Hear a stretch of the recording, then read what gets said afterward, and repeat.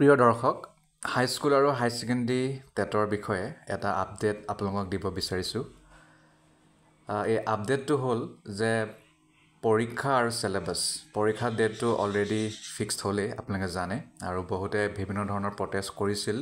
কিন্তু প্ৰটেষ্ট কৰাৰ পিছতো মুখ্যমন্ত্ৰী মহোদয়ে ইয়াৰ বিষয়ে বিশেষ গুৰুত্ব দিয়া নাই আৰু ক'লে যে পৰীক্ষাটো যিটো সময়ত হ'ব লগা আছে তাৰ মতে হ'ব, আৰু কোনো ধৰণৰ চিলেবাছ বিতৰ্ক বুলিবলৈ একো নাই। চিলেবাছত যেনেকৈ গণিত বিষয়টো ভৰাইছে, সেই বিষয়টো সকলো শিক্ষকেই জনাটো দৰকাৰ, আৰু সেইবাবে সেইটো টেষ্ট কৰিবলৈহে গণিত বিষয়টো ভৰোৱা হৈছে।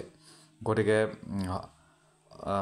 ডিছছেটিছফাইড হৈ লাভ নাই, নিজৰ প্ৰিপেৰেশ্যন কৰি যোৱাই ভাল।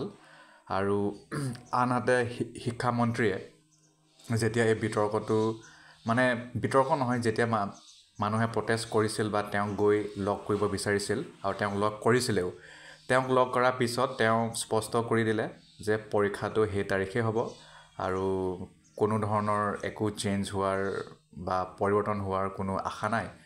আৰু এনেও প্ৰিপেৰেশ্যনৰ কাৰণে ইনাফ টাইম আছে, 22 দিন 20 দিন। গতিকে তাৰ ভিতৰতে আপোনালোকে কৰিব লাগিব, সেইটো চিঞৰ বাখৰ কৰি লাভ নাই।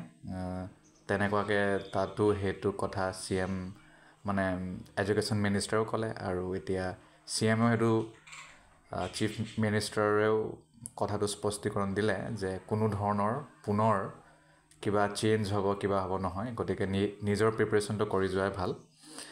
তেওঁৰ মন্তব্যটো হ'ল, একো বিতৰ্ক হোৱা মই দেখা নাই। মাষ্টৰ হ'লে গণিতৰ 2-এটা সৰু প্ৰশ্নৰ উত্তৰ জানিবই লাগিব, অসন্তুষ্ট হৈ লাভ নাই। গতিকে এইবোৰ কথা নেভাবি নিজৰ প্ৰিপেৰেশ্যন কৰাই ভাল। ধন্যবাদ।